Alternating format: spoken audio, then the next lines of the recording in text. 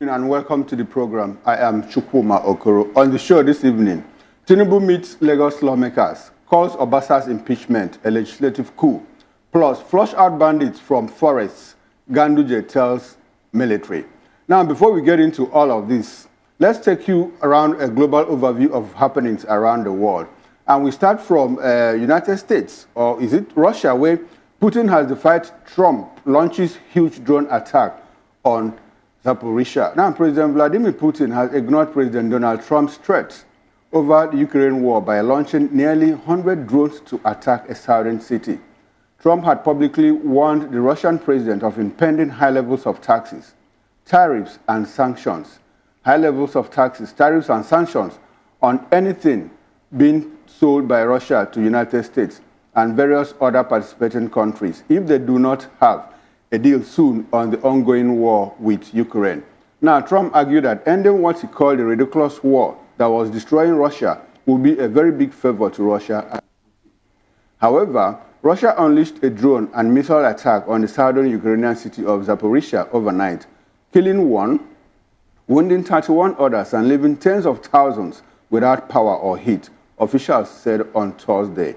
Defending their action, Kremlin said on Thursday it saw nothing particularly new in Trump's threat to hit Russia with new sanctions and tariffs if he did not agree to end the war in Ukraine. Kremlin spokesman Dmitry Peskov said Trump likes sanctions, adding that he did the same during his first presidency. Peskov reiterated that Russia was ready for an equal and mutually respectful dialogue with the United States of America. We'll move away from there and come back to Africa, where Gabon's military government has announced presidential election for April 12. Gabon's transitional government has announced that presidential elections will be held on April 12 towards reestablishing civilian rule after a coup ended the Bongo dynasty's decades-long reign. Now, government spokesman Seraphine Davine announced after a cabinet meeting on Thursday that voting will start at 7 a.m. and end at 6 p.m. in line with current laws. The oil-rich Central African country, which had been under the rule of the Bongo family for 55 years, adopted a new constitution in a November referendum. It provided for a maximum of 2 7-year presidential terms, no prime minister, and no dynastic transfer of power. On Monday, a new law allowed military officials to stand in elections, subject to certain conditions. Now, transitional president General Brice Nguema, who swiftly took over as leader after an August 2023 coup, has made no secret of his ambitions to remain in power. Ali Bongo ruled for 14 years until he was overthrown moments after being proclaimed the winner in a presidential election the military and opposition declared fraudulent. He took office on the death of his father, who had ruled for more than 41 years. And back home in Nigeria, Nnamdi Kanu has asked the judge, the High Court, to relocate his case to Southeast or assign new judges. Now, Nnamdi Kanu, the detained leader of the indigenous people of Biafra, IPOB, has made a formal request for his trial to be relocated to a federal high court in the Southeast or to be assigned to a new judge if Justice Bita Nyanko remains the only option in Abuja. Now, this demand was articulated by Kanu's late counsel, Alo Ejimako, following a meeting at the Department of State Services facility in Abuja. Kanu's plea arises after Justice Nyanko's recusal from the case on September 24, 2024, due to his expressed lack of confidence in her ability to preside fairly. Despite this, the Chief Judge of the Federal High Court, Justice John Shoho, later reassigned the case to her, prompting Kanu to oppose his decision. Ejimako emphasized that Kanu views these reassignments as detrimental to judicial integrity and has instructed his legal team to take action to prevent her from presiding over the proceedings. Additionally, Kanu's lawyers are advocating for the trial to be moved to a court in the Southeast, asserting that the alleged offenses occurred in that region. They propose that if no other Abuja judge is available, the case should be transferred to any suitable federal high court within the former eastern Nigeria, including cities such as Umuahia, Awka, and Enugu, where the incidents in question reportedly took place. Now, that's how far we can go on global overview. We'll now go for a short break, and when we come back, we'll delve into the first major topic of discussion today. Please stay with us and don't go away.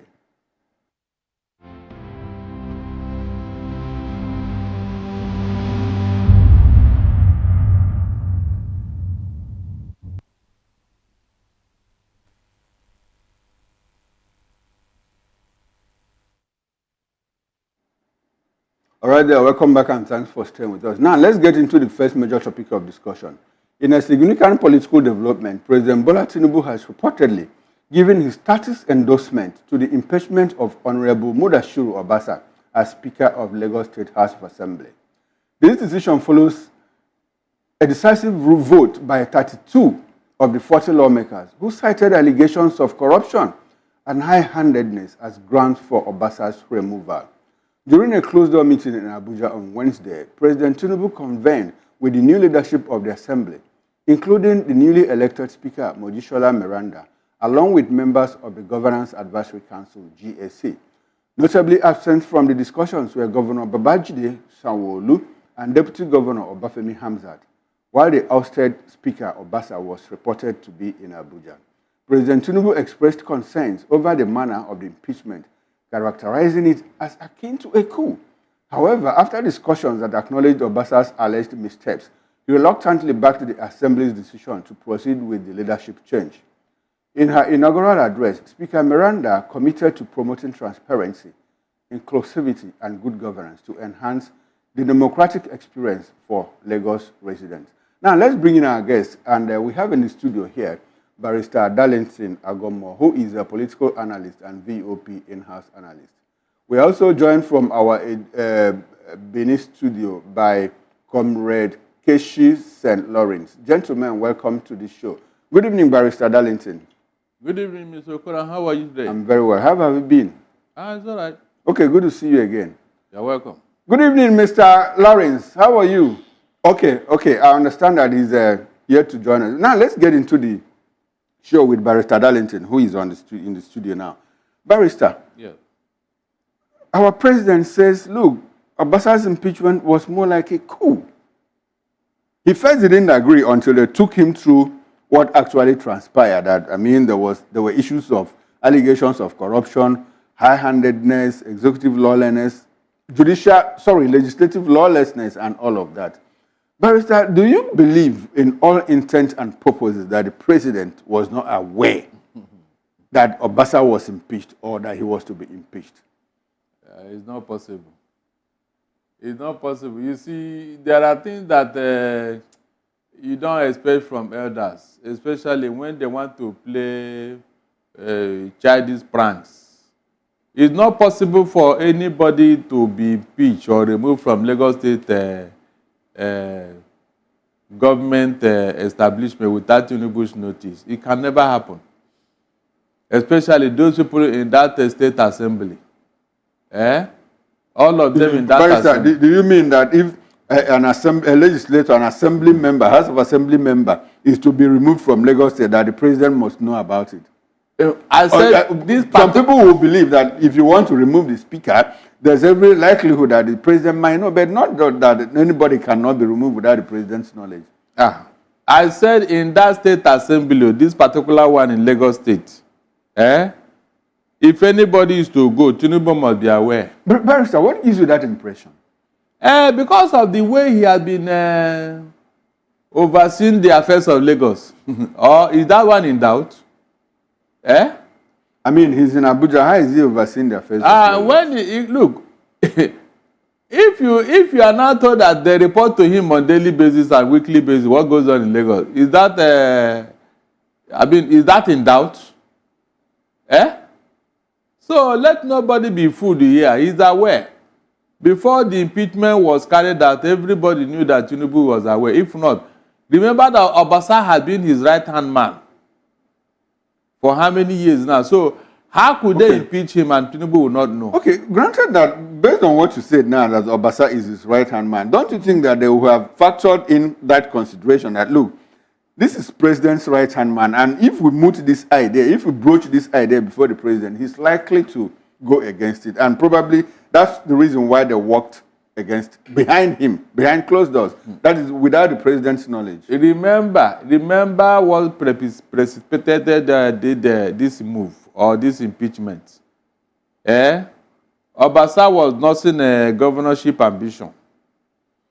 Apparently, it didn't go down well with some people in Lagos because they have their own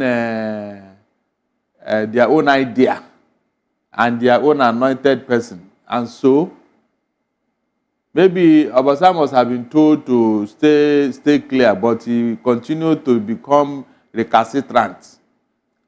And that was when they reminded him of all the sins he had committed, as if it happened yesterday. Remember when he came here on holidays, there was a meeting between Obasa and Sanwo-Olu, yes, where Obasa was said to have brought a bill for Sanwo-Olu to sign, sacking all the last year, which Sanwo-Olu refused. And the Tinubu said, how can any governor sign such a bill? So all this bad blood must have caused a lot of disaffection somewhere. And so... sorry, Barrister, was it sacking LASEC or giving the power to appoint the chairman of LASEC? When you sack the one there, then is it not for you to appoint your own people? Okay, I just wanted to be clear. To prepare grant for your own emergency, Abi? That was it now. And he forgot that some people put those ones there. So how can he on his own sack the people that were put there? Or has he forgotten how he became the speaker? Or who has been supporting and backing him? But that Barrister, he didn't act alone. I mean, he had majority of the members of the assembly behind him. That was why the bill scaled through in the first place. What happened to the bill now? No, but the governor rejected it. He didn't want to assent to it. So these are issues. Anyway, the thing is that he has fallen out of favor. And I'm happy for it. Okay, now, Barrister, why do you think these people went to Abuja, to meet with the president and had a new speaker? But curiously, the governor wasn't part of it. The deputy governor wasn't part of it. I am not aware if you know that there is what they call the Governing Alliance Congress. It's Governance Advisory Council. Yes. Governance Advisory Council. Yes, it's more like stakeholders meeting, more like a think tank where they used to. Yeah. In fact, they are the one running the show. Okay. These people were all part of that meeting, but curiously, the governor and his deputy were not part of it. What does that show? What does that tell you? Yeah, it means that there are things that are going on the ground. There are things that are going on the ground. It is not yet, all is not well with Lagos State governance. The governance position in Lagos State, all is not well with it, whether we like it or not. But I pray that whatever they are cooking in the kitchen, one day we are going to see it. All is not well. I mean, Lagos State is making progress. This year's budget is 3.3 trillion naira. Good progress. This budget that they told you is not realistic. Didn't you see how one man took the budget to the cleaners? Is it realistic? That budget is not realistic. You and I know that. I said whatever has been going on in Lagos State is shrouded in secrecy. No, Barrister, secrecy. I mean, the governor has been busy commissioning roads and all of that. Is that not part of the progress? Which progress? Which road? So Lagos State road are okay now, Abi? You mean with but it's work in progress. But in the last 1 month or so, he has commissioned like 3 or 4 roads, including flyovers. Are you serious? Yes, there's one that crosses the Oshodi-Apapa Express and gets into Amuwo Odofe through Apple Junction and all of that. The road has been commissioned. Very beautiful. I think there was one he commissioned somewhere in Isheri and all of that. So isn't Lagos working? In this age and time, what you term to be progress is construction of road in this modern age and time. So governance is all about building road and not building institutions. What else do you expect the governor to do? Mr. Okoro? Yes, sir. With the amount of money coming into Lagos and with the amount of money Lagos is generating, we should have been far ahead of where we are now in Lagos State. There should be no road in Lagos that will not be tarred. There should be no community in Lagos that should not have pipe-borne water. I mean, schools in Lagos should not look like one kind dump site. Have you seen primary schools in Lagos, public primary schools in Lagos? Go around and check. Is that a school you should find in a city of excellence like Lagos? No, tell me. Is it that the money is not there? Barrister, in all of this, Lagos seems to still be ahead of other states in Nigeria. Isn't that some form of progress? That is because you have settled for mediocrity. So when they give you token, you see it as one kind huge favor. I am telling you that with the amount of money Lagos is generating, are we supposed to be where we are now? You have not answered that question. No, but I told you that despite considering the fact that you believe that Lagos isn't doing well, it is still the primus inter pares is still the best among. Take out Abuja. Lagos, where else will you look up to if not Lagos? No, Lagos is living on past glory as a former federal capital. If you remove what federal might did in Lagos State, in fact, Lagos State is like any other decrepit state in Nigeria. If you remove what federal might did in Lagos State, because as a state, Lagos is not making progress. Don't deceive yourself. Essentially, what did the federal might do in Lagos apart from all the things they constructed, the major express road, the flyovers and all that, the seaport, all this major infrastructure. Apart from that, can you mention any major infrastructure built by Lagos State with all the money they are making? I mean, major. Not all these street road that they pour sand and then under one rain, the whole thing will wash off. Is that what you are telling me? I said, with the money Lagos is making, there is no community, no part of Lagos that should not be tarred. That is a fact. So where is the money going to? Okay, let's leave the performance of the governor and how Lagos is. Let's go back to the issue of Obasa's impeachment. Now, Barrister, does it look like, because some people have also alleged that, look, Obasa's impeachment has everything to do with 2027, considering the fact that the president's son, Tinubu, is interested in that seat. But it does appear that some people have also said, no, it has nothing to do with that. It's on allegations of corruption, like we are talking about how much the 17 billion naira that was used to construct a gate for the House of Assembly, which up until this moment, the Speaker and his handlers, the leadership of the House never gave Lagosians any explanation. So where do you actually locate this impeachment? Is it with 2027 or is it with legislative recklessness, financial misappropriation, or what? It is because of the man's ambition. Obasa was becoming overambitious. He didn't wait to be anointed. He wanted to anoint himself. Should he not be ambitious? Is he not a Lagosian? Well, the setup in Lagos is that you must be anointed. They say they don't want. That was one of the reasons why Ambose fell out of favor. They say he wanted to distort the plan of Lagos that Tinubu put in place. So, as Tinubu say it, so it shall be. If you want to, touch it or tinker with it, you are an enemy.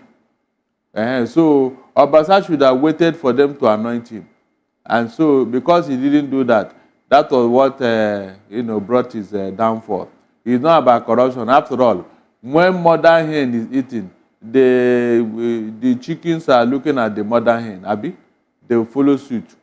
Is Obasa the only corrupt government official in Lagos State? Is he? Let them run a check on all of them, and you will see corruption working on all fours. Okay, Barrister, you also understand that Obasa is not alone. Femi Gbajabiamila is also. We understand that he's interested in that. Well, with what has happened now, I don't think he will even open his mouth and talk. I know that's why he's reconstructing Surulere. But that one now, like it has entered June 12th. You can't even talk about it. What if he does? I said he will not. No. I know you said, but I'm saying assuming he does. What do you think will happen? Let us not assume what is unassumable, because you mean after these are political permutations, like they say in politics, 24 hours is a lot of time. Anything could happen. Look, Gbajabiamila is equally have his own baggages. I hope you know that. I remember when. So who doesn't? Who doesn't have? That's what I'm saying now. So when you fall out of favor, you'll be reminded of your sins of yesterday. That's why they deliberately make you to commit. Then they will file it somewhere, waiting for the D-Day. Gbajabiamila have his own baggages right from the United States. So anytime he want to assert himself now or try to flex muscle, of course they will give him Obasa treatment too. It's as simple as that. Okay, Barrister, and I want us to. That's why I'm so confident he will not mention it again. Okay, let's simulate something now, a situation where Obasa has been pushed out and he's still smoking. He wants to be, even though he has piped down now, but he still wants to be governor. Now, assuming that Femi Gbajabiamila steps into the fray again, and other people, you know that there are other people who are also disenchanted with what is happening. What if those people gang up now to say, look, you know, this Governance Advisory Council, you know, there are two groups, the Justice Mandate and the other mandate too, that both of them are in contest for the soul of Lagos State, despite all of them belonging to the same GAC. Now, assuming this division festers now, and the other people gang up against a possible Sheyi Tinubu governorship, what do you think will happen? And if they team up with other extremists and moderates, you know, or maybe people like in Labour Party, SDP and all of that, do you think that the APC has what it takes to muster the support to win Lagos State in the light of everything that is happening? You see, it will be difficult for anybody to challenge the status quo in Lagos, except there is a concerted effort by all and sundry. I mean, the real Lagosians. But as long as these people have been pocketed, including the traditional institutions in Lagos, Mr. Okoro, forget it. It is only when the Godfather said, okay, I can open the floodgate for everybody. But for now, the permutation is swinging towards a particular direction. And the last thing you can do is to challenge a Godfather in his kingdom. He will come out smoking. All these people are all in his payroll. They have all collected one largesse or the other from him. He created them, he made them. So, on what basis will they challenge him? They sold their birthright long ago, Mr. Okoro. They sold it.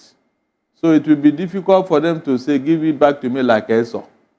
That is what happened. Even Shame will not even allow them to say it. They will not try it.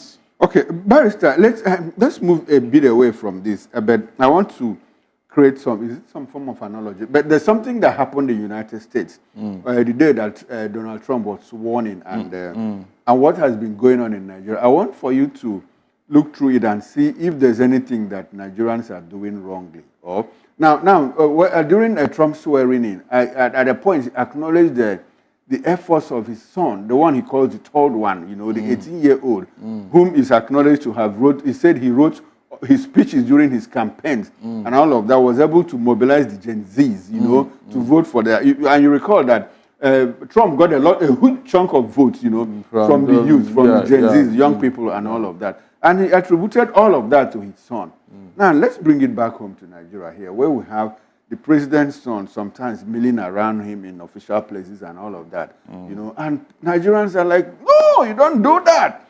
Nigerians didn't elect you. Your father is the president and not you and all of that.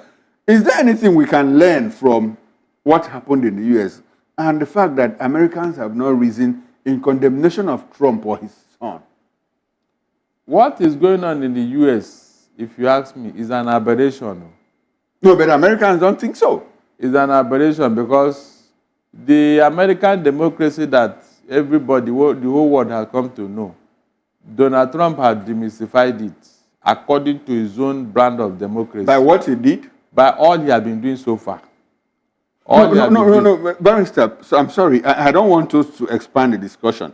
I want us to view it within the prism of the analogy, the sun, and what happens sometimes in Nigeria. It's not what I'm telling you now. That is an aberration because Joe Biden had a son, Hunter. I never seen him play a role. George Bush had a son. They never play any role in government. But Biden pardoned Hunter. I said he play a role. Play a role in governance. Bill Clinton, okay, only one daughter. I mean, successive U.S. presidents, they didn't introduce their children to governance the way Donald Trump is doing it. And if they didn't see it as an aberration, I don't know what's an aberration.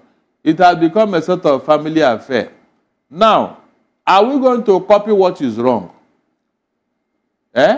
You are the one elected, not your son or any member of your family. That is what American presidency is all about. Barrister, are you also aware that in Trump 01, 10, in his first tenure, that his daughter Ivanka served as special advisor to the president, and America didn't fall? Do you think that kind of thing can happen here in Nigeria? Why not? It has been happening. The president has been appointing their family member to important positions. It doesn't have to be an advisor.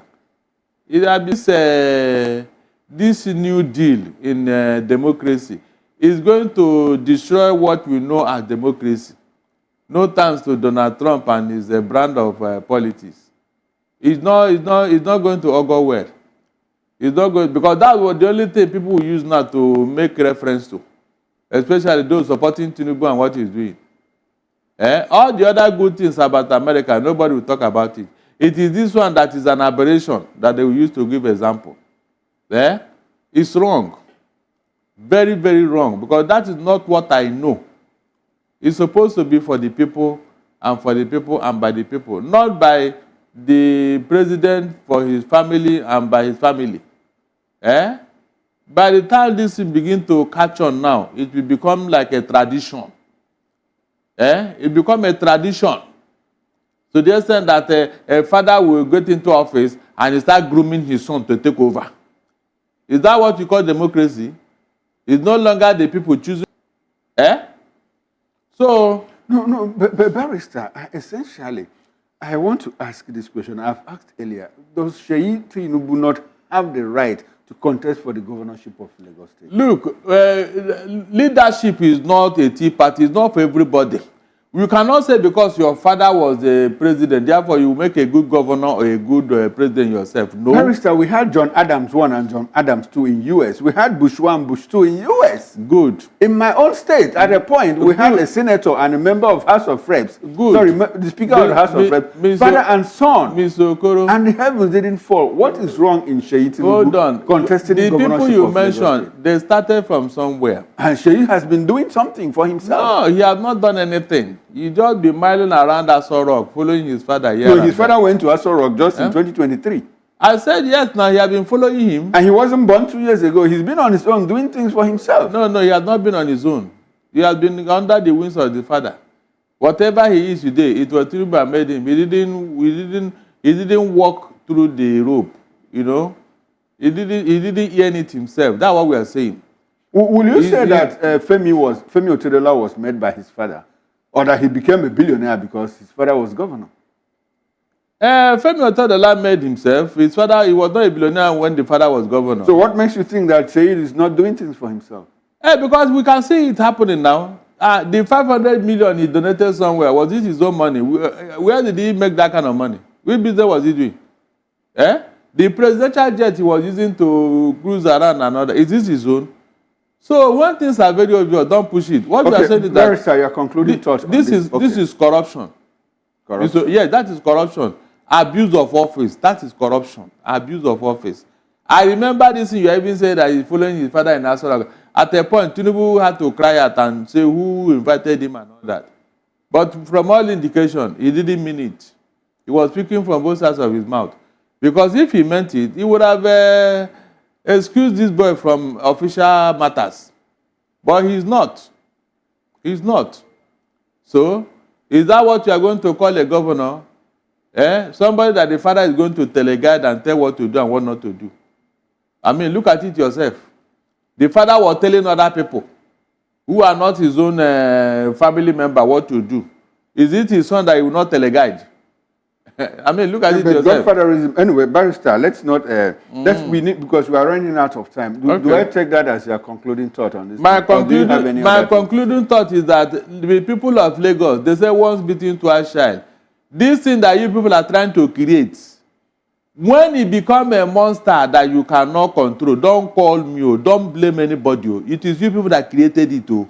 You were here, you opened your eyes and handed over your destiny to one man. So don't come and complain that, why did this happen? Because after Emilokon, it will become Omo Milokon. Then after Omo Milokon, Omo Milokon. Then after Omo Milokon, Iyawo Milokon. You people are going to live through all these things. So don't think he's joking. He wants to remain there forever. All right, then. Thanks very much, Barrister Darlington. Now, let's get into the second topic of discussion. Because in a bid to tackle the persistent menace of armed banditry, National Chairman of the All Progressives Congress, APC, Abdullahi Omar Ganduje, has called for a decisive and proactive approach to flush out bandits hiding in forests across the country. Speaking during a recent visit to Niger State Governor Mohammed Omar Bago, Ganduje stressed the need for the military to intervene in forests, turning them into military training grounds to eliminate criminal activities and bring peace to the affected areas. He drew the inspiration from his own success in taming banditry in Kano State's Falgore Forest during his tenure as governor.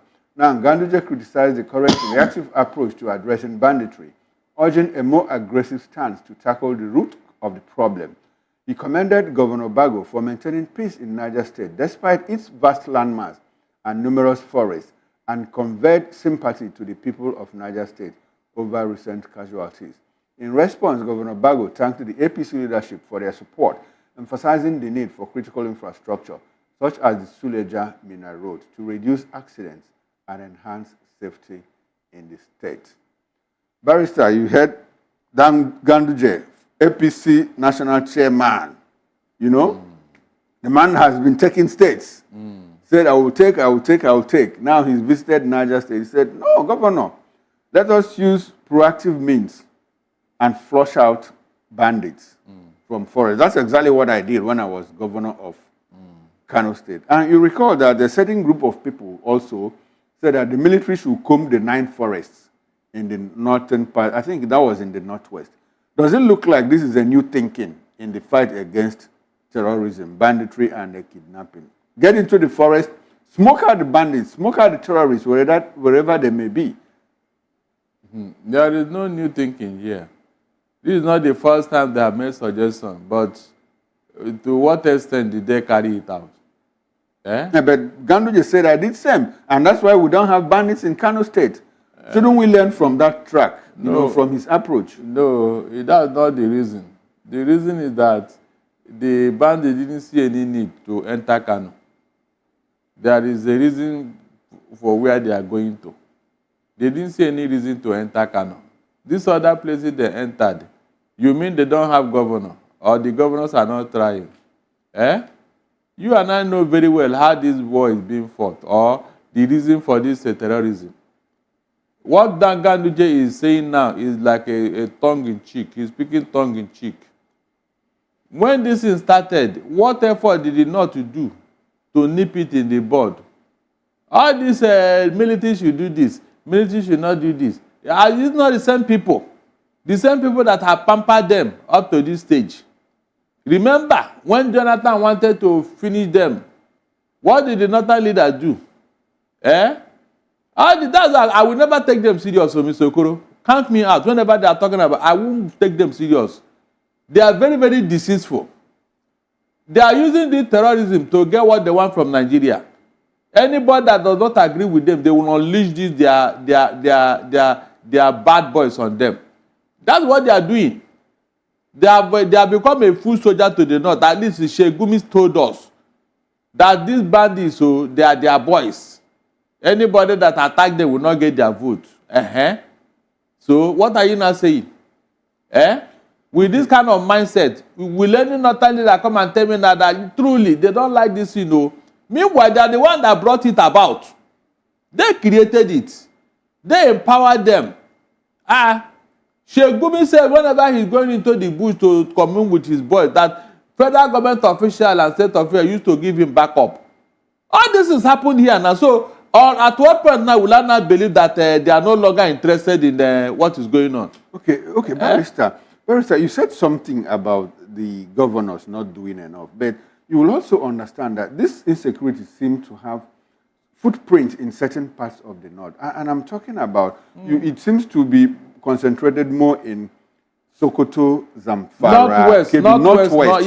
Then if you go to the northeast, a place like Bauchi, Bauchi is clearly not as, it's not very, how can I put it? There seems to be some kind of peace in Bauchi. And if you look at Adamawa, if you look at Taraba, you know, they have That is why I told you that there's a so why is it that this insecurity seems to, you know, have light footprints in some parts of the state, in some parts of the northwest and northeast? There is something they are looking for in those places.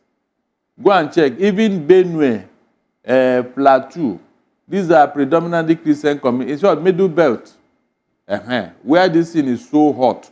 Go and check. There is something they want to establish in these places. Apparently, what is going on in those places, they don't like it or they don't want it. And so, they must go there to establish or make a point. That's what is going on. So when people come and say it is not ordinary terrorism and what is it called, insurgency, it's a lie. It's a lie. They are working towards an answer. These guys is a well-orchestrated plan.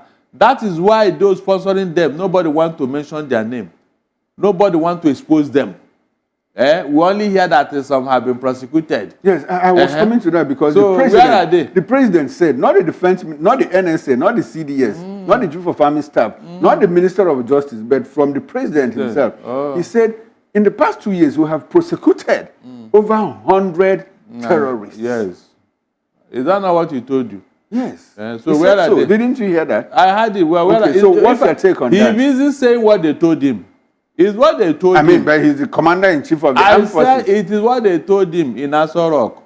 Did he go around to see this in himself? No, but shouldn't someone be the one to tell him? He has officers. There's a security architecture. He has the chief of defense staff. Yes, yes. He has the national security advisor. When they told him that... should he be the one to go to the forests? No, there are things he needs to find out himself. He has DSS. I said there are things he needs to find out himself. Barrister, in the US, there is something that is called the PDB, Presidential Daily Brief. The president doesn't go to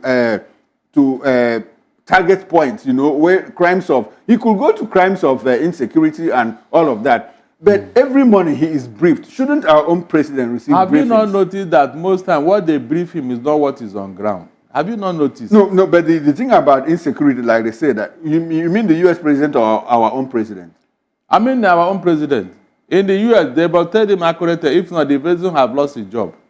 No, even in the US, globally, there's something about security. No, they say the sum is always higher than the whole when you talk about intelligence and security matters.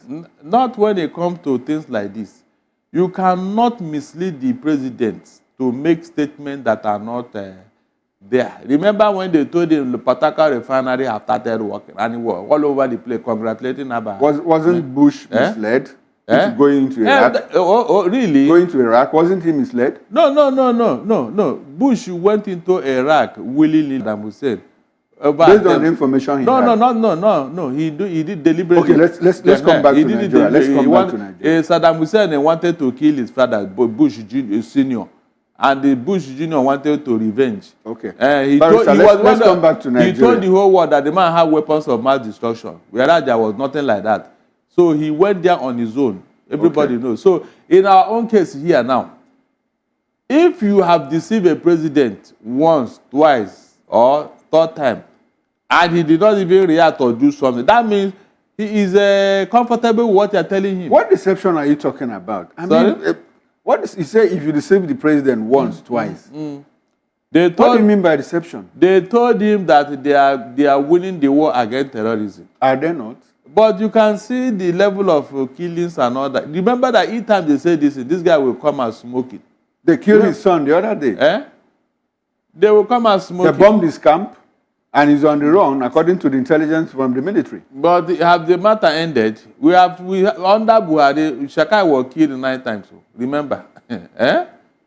So these guys are making money out of this terrorism. And the president is away. In fact, his national security advisor once told us that the military are selling the weapons they bought for them to the terrorists. The president didn't hear that. What is he supposed to do? Sack everybody there. Sack all of them. But what did he do? He kept quiet. He even said that he will not probe the military. Mr. Okoro, President Tinubu told us that he will not probe the military with all the scandal. With all the scandal that is thinking to high heaven. He said he will not probe them. So what does that tell you? Tell me. In the first place, are we not embarrassed that up till now, these people have kept Nigerian military and the security agents busy for 15 years? And you are telling me you are winning the... Which one are you winning? Every time you strike them, they will come back. They will come back in full force and retaliate. So what does that tell you? Why have they not left Nigeria? No, why have they not left Nigeria? Are we the only country in West Africa or in Africa? Why are they here with us, Mr. Okoro? Why? Yeah, I told you here that until they remove religious and ethnic sentiment from this war, it will not end. Quote me. I know what I'm saying. The sympathy along this line is so high. That's why it can never end. They will only do some, some staccato approach, bravado. You say, yeah, they are working. Barrister, then after a while, how far can we go in the fight against terrorism, the fight against insecurity in this 2025, given that the Minister of Defense, Minister of State for Defense, Bello Matawale, has said that, look, the 50 billion naira earmarked for the Minister of Defense is not enough. I mean, if I have like 20 APCs, armored personnel carriers, I'm able to flush out the bandits from Zamfara and Kebbi states in just 2 months. So with the 50 billion naira, it is not adequate. Do you think, how far can we prosecute the war against terrorism? Exactly. He didn't mince words. He says, we need more money. The one they gave him before, has he accounted for it? This is a man who failed as a governor. In fact, this is a man who was in bed with Bello Toju. And with all the things he did in Zamfara, he was not even ashamed. What did he do in Zamfara except to be whining and dining with terrorists? Only to come and tell us that we need more. No. Are you saying that the president made a wrong pick in his Minister of State for Defense? In fact, if there was any appointment that was very, very bad, call it what it is. If there was any appointment that is very, very bad, it's that of Matawale. I'm telling you. Because even when he was appointed as defense minister, the man was still pointing accusing fingers at him. Narrating how he had been doing business with this same man. Yet, the president kept him there. So what are you telling me? But some people allege that allegation was prompted by, that it was propped up by the sitting governor, Lawal. The man said that they were paying ransom in that government house. So the man knows what he's saying to his predecessor. But Matawale said, no, you were the one sponsoring terrorists and bandits against me so that you could take over from me. And eventually that was what happened. Really? Yes, he took over from the PDP to APC. As a governor, you were there. No, the governor took over as a PDP person and APC lost Zamfara state. Wait. Okay. As a governor, you are aware that somebody was doing this to you. You didn't use the executive power to stop him. Okay, so why can't the president use executive power to stop insecurity? If the governors are so powerful to stop opponents. No, if you truly meant to stop it, you have all the powers. You didn't do that. You are looking for somebody to blame. The man said that you were the one paying ransom in government house. You are the one doing business with the terrorists. So what are you now saying? Instead of you to defend yourself, you are accusing the governor of sponsoring whatever. That is how Tinubu will come to me and say that P2B is sponsoring terrorism against him, Abi. Just to blame somebody. Barrister, should it be concerning that in the allegation and counter-allegation between the Minister of State for Defense, Bello Matawale, and the governor of Zamfara State, Dauda Lawal, that in between that accusation and counter, that none of them has been investigated? I heard now. Exactly. But I think what we heard was that some people came out to give the Minister of State a claim. In fact, it was even the NSA. It was the National Security Advisor that said that there was no truth to that allegation. Okay. Without prosecution, without police investigation. What does that tell you? That is because that was what Tinubu wants. Because if he didn't want it, he would have asked this man to excuse himself from his cabinet. You can see. So when somebody is telling you, go and flush out this, go and flush out that, is it now when they were giving order that they will carry it out? If they don't want this thing to end, forget it. Forget about what, especially northern leaders, they don't want this thing to end. Barrister, I like the fact that you talk about excuse himself. Let's talk about insecurity in another light now. Now, Nnamdi Kanu, the Federal High Court judge the Federal High Court registrar has returned Nnamdi's file to Binta Nyako and says, look, you have to try this case. And Nnamdi says, no, She has already recused herself. Why return the file to her? If there is no other judge in Abuja Federal High Court, please take it to the Southeast, where this crime was reportedly committed. What's your reaction to that? Of course, it's the right of everybody who is standing trial to choose a judge that will be neutral in his case. It's the right. Because if you are trying me, and I know that sometime in the past, there was something that happened between us and others, and you are going to use it against me in this trial, I will tell the whole world that, look, I'm not comfortable with this, it's my right. Because I know what I'm saying. And in fact, under the law, you are supposed to be neutral. That's why the blind lady is not supposed to know who you are. Okay, the government lawyer said that maybe it was returned because that Nnamdi and his lawyers just made an oral application that they should make a written application. And do you think that a written application will sell through in this process? Why not? Yes. Well, if they say oral is no, let them write it. What is there to make a written application? Let them do it now. Let them do it. And let me see what other excuse they will give. After all, we have seen cases that people carry from their home seat to another place if they are not comfortable with what is going on there. It's allowed. It's allowed under trial. Okay, Barrister, let's talk about insecurity in the Southeast. On Saturday, Chukwu Masolu, the governor of Anambra State, launched the Udogachi, the internal security outfit, the vigilante, to guard Anambra State and all of that. Why is it that Southeast governors are acting in isolation of one another? Why are they not acting in unison like what you have in the Southwest? It's not acting separately per se.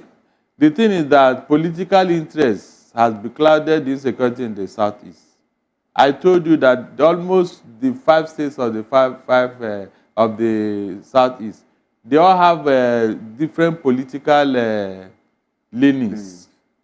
And this is affecting what they're supposed to do, especially in this insecurity issue. Should that be a problem? In the Southwest, you have APC and PDP share the states 3-2, but they're acting in unity with Amoteku and all of that. And they seem to be doing a very good job. Because in the case of the Southwest, they have a common enemy. They have a common enemy. Which is the marauding terrorists from the north and Fulani. Okay. But they're also present in the Southeast. But in the Southeast now, you have a plethora of unknown gunmen, people that claim is ESN and IPOB and all that. Shouldn't that be the reason why the governors should work together in concert, to ensure that there is peace in the Southeast? Why are they acting separately? I think Hope Uzodinma has its own. Abia doesn't have. Enugu has forest guards. Forest guard, that seems to be waging war against the headsmen and all of that. I'm not sure that Ebony has anyone. So what happens to Ebubago? That will tell you now. So when these things they are acting with all these things they have formed, do you want them to collapse them into one central body? It will not serve their purpose now. It's just because they didn't act in unison. That's why they have these splinter organizations like this one here, this one here. Because they didn't want to act in unison. Why shouldn't they? Because of political interests. I've told you. Hope Uzodinma has his own agenda with Ebubago. Remember, it was Ohaneze that told him to disband them when they saw what they were doing. So why would such a man now agree with you if you now want to form something that will now be checkmating him and what he's doing? Barrister, we are running out of time. In fact, we are desperately out of time. Faction leader Okechukwu Isiguzoro last week said that Ohaneze Ndigbo has endorsed President Bola Ahmed Tinubu for 2027. What's your reaction? And I want you to put your concluding thoughts together with the answer to that. Everybody knows Isiguzoro, it cannot be ruled out. Even in Afenifere, they have 2 groups, one for Fasoroti, one for Debanjo. Abi? So things like that, it is left for the Igbos to know who is talking. My happiness is that when mainstream Ohaneze come out, Isiguzoro will not come out. Nobody refer anything to him. You and I know that. So he's just there as a political jobber. Why wouldn't he sing? But why is it that the men on Hanese has not refuted that endorsement? Why would when we know that when the even Tinubu knows the real Hanese, when Mbata was elected, Tinubu congratulated him now. Abi? Yes. So are you saying that the president will not take his serious? He won't. He won't because he knows that the guy is just looking for crumbs on the table. He has not represented the Igbos in any fora. He's just on his own. He wants to, see whether he can get something out of what is going on. Nothing. All right, thank you very much, Barrister Darlington Agomo. And that's how far we can go on Political Voice this evening. I've been speaking with Barrister Darlington Agomo. He's a lawyer, political affairs commentator, and VOP in-house analyst. I am Chukwuma Okoro. Do well to join us on Political Voice, same time tomorrow, 6 p.m. And do have a wonderful evening. From me, it's bye for now.